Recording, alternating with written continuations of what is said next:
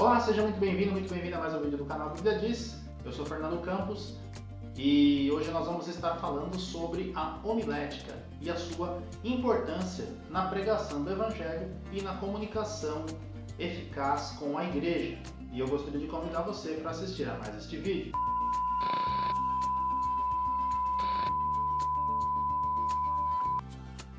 Gostaria também de aproveitar a oportunidade e pedir a você que está me assistindo, talvez tenha entrado aí pela primeira vez, para que você assinasse o canal, né?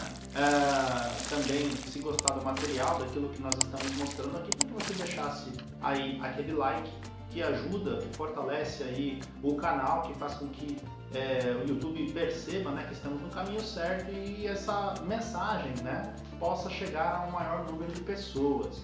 Né?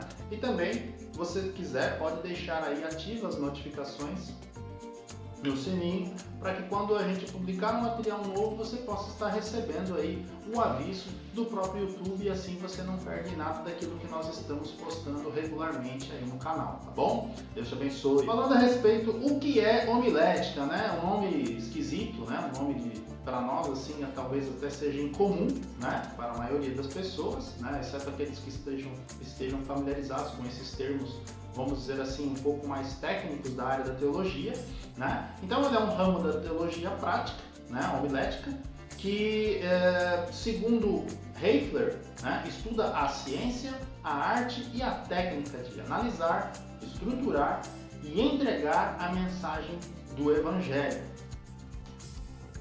Basicamente, né, nós podemos aí definir a homilética como persuadir alguém a fazer alguma coisa. Então, é uma mensagem que vai fazer com que a pessoa reflita e ela possa aí efetivamente ter uma mudança de atitude mediante aquilo que for exposto a ela, no caso, a mensagem do Evangelho, né? Se pegarmos aqui a questão da parte da ciência, né, seria basicamente a aplicação dos princípios fundamentais para se falar em público, né? Coisa que não surgiu como a homilética, mas era algo que era feito já antigamente, tanto pelos gregos, né? Quanto depois também pelos romanos, né? E também, no caso aí, né, pegando a parte da ciência, então a aplicação de princípios, e a parte da arte seria aquela força criativa, né, o esforço, né, da pessoa propriamente dito para dar o seu jeitão, né, para dar a sua cara à mensagem, né, adequá-la aí de repente ao seu tom de voz, à sua forma de falar, ou à sua forma de se expressar, né, aproveitando essas habilidades e talentos que a pessoa tem e conseguir dessa forma transmitir aí a palavra de Deus de maneira clara, objetiva e impactante. Agora, de onde surgiu a homilética? Vamos lá. Basicamente, ela surgiu com a própria igreja no primeiro século, né? Porque, vamos dizer assim, sendo a fé cristã, né, ou a religião, né, sendo utilizada aí, sendo eminentemente missiológica, né, ou seja, para fora, né, o propósito, a ordem do Senhor Jesus, por exemplo, lá em Mateus capítulo 28, versos 18 a 20, né, onde ele fala, olha, toda autoridade me foi dada nos céus e na terra, portanto, ide e fazer discípulos de todas as nações, né, ensinando-os a guardar todas as coisas que eu vos tenho dito, etc e tal, e eis que eu estou convosco, e batizando-os também, em nome do Pai, do Filho e do Espírito Santo. No Evangelho de Marcos, no finalzinho também, ele fala aí de pregar o Evangelho a toda criatura, né, falando lá, quem crer e for batizado será salvo, quem não crer está condenado e tal. Então, existe uma ordem, existe um imperativo divino, por assim dizer, para que se pregasse o Evangelho. Então, nesse sentido, começou-se a estruturar. No primeiro momento, né, os apóstolos, né, de forma geral, eles pegaram a palavra do Antigo Testamento, visto que o Novo Testamento ainda estava sendo escrito, né, estava acontecendo, né, eles já pegavam passagens do Velho Testamento e conseguiam fazer a ligação dessas passagens com a vida de Cristo, com aquilo que Cristo tinha feito e cumprido, né, profecias, por exemplo, né, promessas, né, que estavam sendo cumpridas, e a partir daí anunciar a mensagem do Evangelho. Então já havia aí, esse seria o comecinho, né, da homilética. Óbvio que naquela época você já tinha, por exemplo, a oratória, né, que era a técnicas de se falar em público, né, praticadas pelos gregos, por exemplo. O apóstolo Paulo, ele tem a oportunidade, né, de falar no famoso Areópago, né? Em Atos dos Apóstolos, lá no capítulo de número 17, a partir do verso 16, o discurso de Paulo em Atenas, né? Então Paulo fala, inclusive, a respeito dessa passagem especificamente, eu comentei num vídeo já, quando eu falo sobre o Deus desconhecido, né? Inclusive eu vou deixar até o link aqui, caso você tenha interesse depois de estar vendo essa passagem, onde o apóstolo Paulo tem a oportunidade de utilizar aí, vamos colocar assim, né, a homilética, mas e sim usar aquilo que ele tinha de técnica, de conhecimento, de unção do Espírito, capacitação de Deus para pregar a palavra aos atenienses, lá no Areópago. Então nós conseguimos perceber que quando há essa união, né, da mensagem, do Evangelho sendo utilizado, né, explicado de forma utilizando as técnicas de oratória ou de retórica, né, aí nós temos a homilética propriamente dita, né? Agora, com esse nome homilética, ela surgiu lá na frente, séculos adiante, lá no período do Iluminismo, entre os séculos 17 e 18, quando as principais disciplinas aí da teologia receberam nomes gregos. Então a gente pode citar como exemplo aí a dogmática, né, que seria a questão das verdades absolutas, ou por exemplo do credo apostólico, ou seja, aqueles pontos em que não há discussão, né? A apologética, que seria basicamente defesa da fé, né? A respeito de combater, né, o erro, as heresias, os erros doutrinários, né? E também a hermenêutica, por exemplo, que trata da questão da interpretação bíblica, que também é uma ferramenta utilizada aí pela homilética. Quais as vantagens em estudar ou utilizar a homilética, né? Então, vou colocar algumas delas aí na tela para que você possa ver, né? Conscientizar então o pregador da sua missão como porta-voz do Senhor, como instrumento. A mensagem não é do pregador, a mensagem é de Deus. Ele que determina, ele que capacita, ele que inspira. A quem prega, e aí no caso a quem anuncia o Evangelho, cabe colocar-se nas mãos de Deus. Possibilita a elaboração de melhores sermões, né? Ajuda também na elaboração de sermões com forma e conteúdo, né? Para evitar que a pessoa chegue e vá falar, esteja diante de um público e não tenha, né, o que falar, não tenha a forma certa de dizer, não consiga expor as suas ideias de forma clara, ideias que eu digo a partir do texto bíblico, né?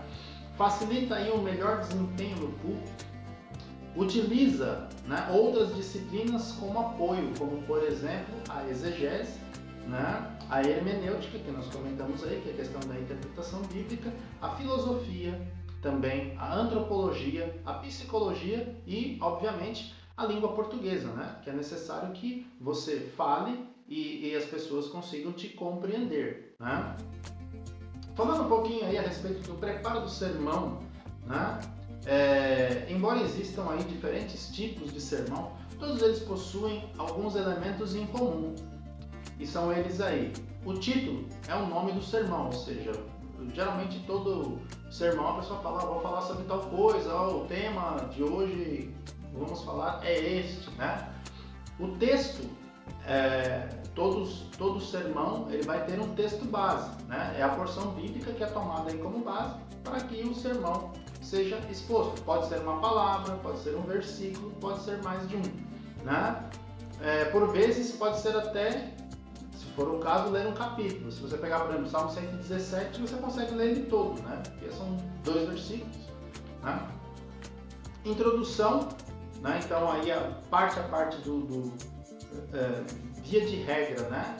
Toda a pregação ela costuma ter uma introdução, né? Onde o pregador vai apresentar a sua proposta para discussão de um tema que também é o seu primeiro contato com o público. Na verdade, ele vai então fazer essa primeira abordagem, vai de repente levantar uma dúvida, vai provocar uma reflexão, né? Vai lançar uma pergunta a qual ele vai responder através do sermão e assim sucessivamente.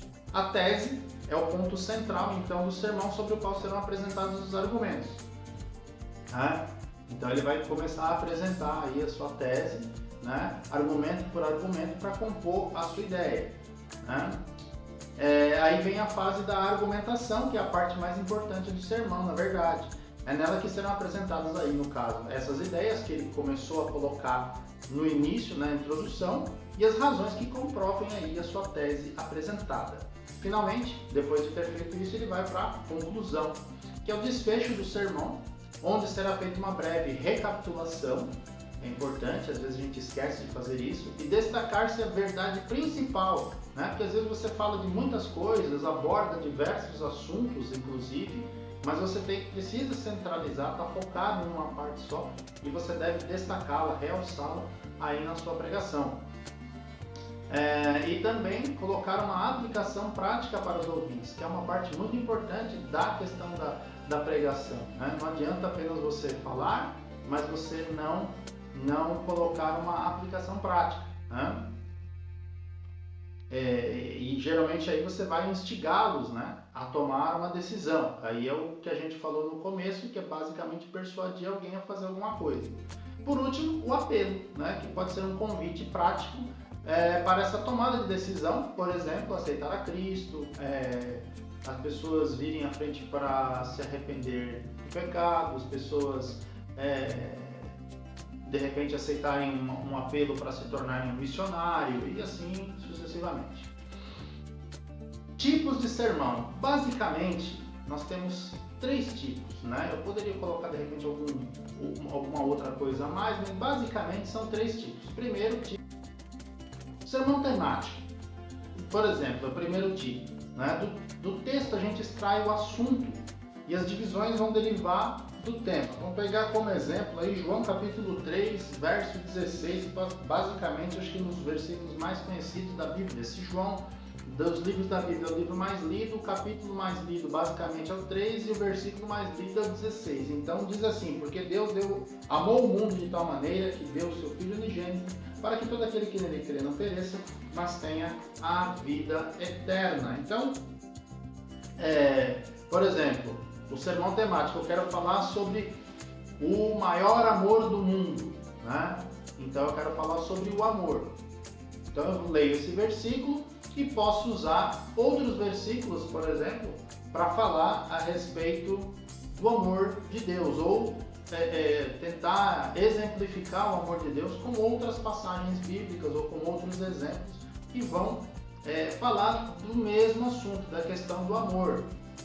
Aí nós vamos para o sermão textual, que é o segundo tipo, né? Desse tipo aí, do textual, do texto você vai extrair o tema e as divisões. Então eu vou pegar o próprio João capítulo 3, 16 e vou dizer aqui: porque Deus amou o mundo de tal maneira, poderia colocar uma divisão aqui, então ele amou o mundo.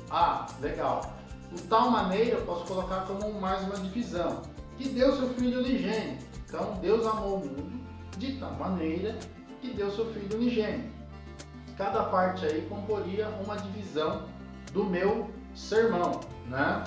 Para que todo aquele que nele crê não pereça. Não precisava ir na divisão basicamente da vírgula, né? Eu poderia ir além. Ou você pode usar aqui uma divisão sugerida, seria a própria vírgula, né? Porque Deus amou o mundo de tal maneira que deu seu Filho unigênito.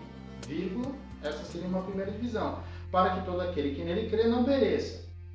Vírgula, segunda divisão, mas tenha vida eterna. Você está aí dividindo o seu sermão ou o seu argumento em 3 partes, né? E aí você faria, né? E o último sermão é o sermão chamado expositivo. Você já deve ter ouvido falar de pregação expositiva.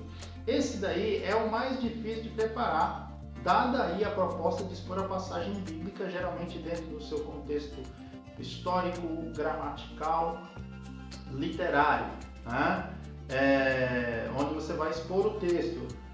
Geralmente eu não vou falar só do verso 16, eu posso até encerrar a pregação, o sermão no verso 16, mas eu vou ter que falar, por exemplo, aqui o tema poderia usar como um novo nascimento, por exemplo, onde vai ser o embate, né, de Jesus conversando com Nicodemos, onde ele começa a falar a respeito que Jesus fala que tem que nascer de novo, precisa nascer da água do Espírito, é necessário nascer de novo, senão não entra no reino de Deus. Aí podemos falar, não pode ser isso e tal, e vai haver aquele questionamento, né? Até que Jesus vai chegar nessa parte aqui, onde ele vai falar que ele amou o mundo de tal maneira, e pode continuar aqui no verso 17, porque Deus enviou o seu Filho ao mundo, não para que julgasse o mundo, mas para que o mundo fosse salvo por ele, né? E aí, concluir, quem nele crê não é julgado, e o que não crê já está julgado, porquanto não crê no nome do unigênito Filho de Deus. Então, é uma proposta aí para que a pessoa, você pode abordar todo o capítulo, né? Você vai contar quem era Nicodemo, de onde que ele veio, em que contexto que ele foi lá falar com Jesus, ele foi de noite, foi escondido para que os outros integrantes do Sinédrio não vissem conversando com Jesus. Você vai explicar o que estava acontecendo naquela época, vai dar todo um contexto, né? Então é um pouco diferente dos outros dois tipos. O textual, você vai se ater basicamente às divisões do próprio texto ali no versículo que você escolheu, e o temático, onde você vai falar sobre o tema, no caso o tema o amor, né? E cada um deles tem suas vantagens e desvantagens, que agora, né, eu não vou falar aqui, senão esse vídeo vai ficar muito longo.